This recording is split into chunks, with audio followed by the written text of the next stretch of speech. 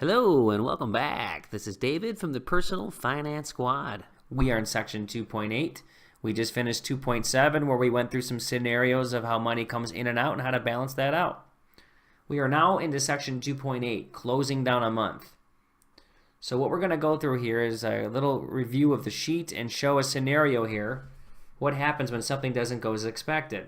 So we can see if we look at the budget right off the top, we say that his budget at this moment is actualized at a loss. Now, we always think of miscellaneous category to pay for the unexpected, unforeseen, as we always say. And he certainly can take money from the supplemental account if he has any available, which means he could take either from this miscellaneous supplemental items or the savings account or what have you.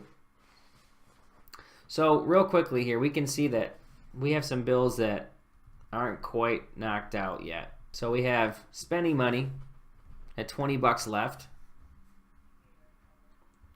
We have cell phone at 115, which it just hasn't come out of the account yet. Automatic bill pay. Bowling at 17.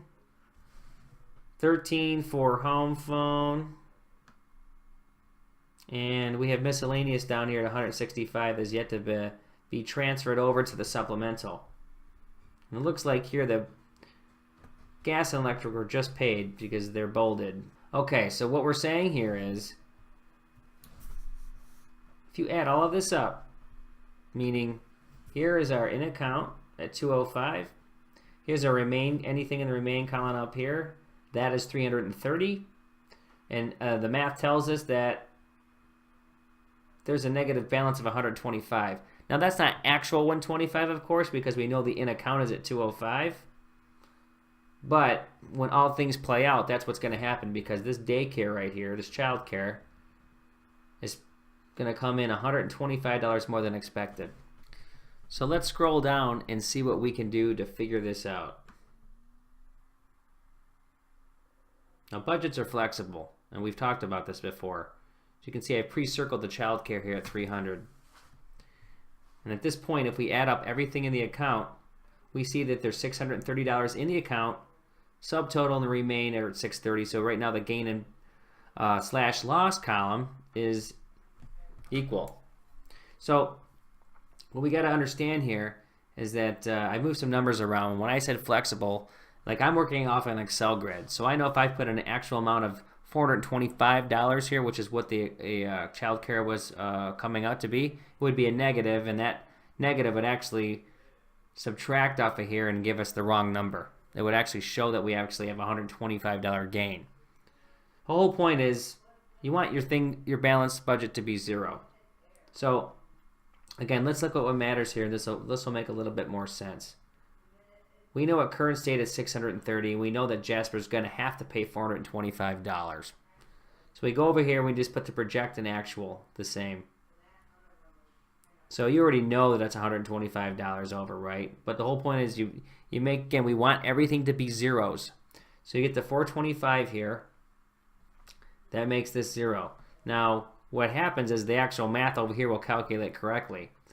So 630 less 425 equals 205.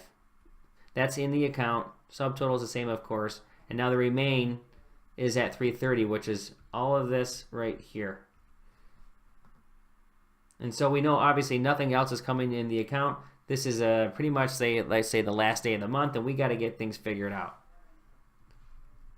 So we've talked about some scenarios up top, and we always do this about being able to go to the miscellaneous account. Now in this particular case, there are options that you can close this budget down in the month, and maybe you don't have to use all of it. So you can see right here, let's go through a quick little summation here, that the cell phone category, we know there's $115 coming out. The bill just hasn't flipped over yet. Now what we can do is we can touch leftovers, bowling, home phone, because they equate to $50. So if we go back up here, we knew at this point, before we make any moves, that we have this to use and this to use at this moment from what we're talking about, this line right here. So that's $50 we can throw right towards this 125, right? So at this point, we're saying, you know what? Here's 125. I'm adding 50. Now I have a negative 75 balance. So third, we can say, you know what? I have 165 in miscellaneous. I haven't had to use it this month. So we can just take that money and knock it right off. We can say, well, 165 minus 75 leaves 90. So let's go down here and see what it looks like. So now, at this point, all of these are zeros. Childcare really isn't negative 125, right? It's really 425, 425. Again, this gives us a balance of 0. And now at this point, you can see the balance has been mitigated. We now know that we still have 205 left in the account. Subtotal, but now the remain is 205. And what remains is the 115 from the cell phone that has yet to transfer over an automatic billing, and the $90 that remains by taking $75 here to contribute. So you can see this is a scenario that by taking all of these numbers here, that has provided an ability to balance the budget out, and you really didn't have to touch too much. I mean, $75 in the scenario here of miscellaneous is all that had to be used. He still can put $90 away and still pad his account. So now mind you, this is a scenario-based equation that we're looking at. Truthfully, when we build out other items in our budget down the road, such as childcare, utilities, bowling, everything that's a non-fixed bill, we're going to make it all fixed. So what will happen is you will not run into a scenario where childcare is going to be over, because you're going to have money put aside to account for that. And you'll see as we get through this, but that's why we budget for an entire year. You predict out the entire cost of your childcare.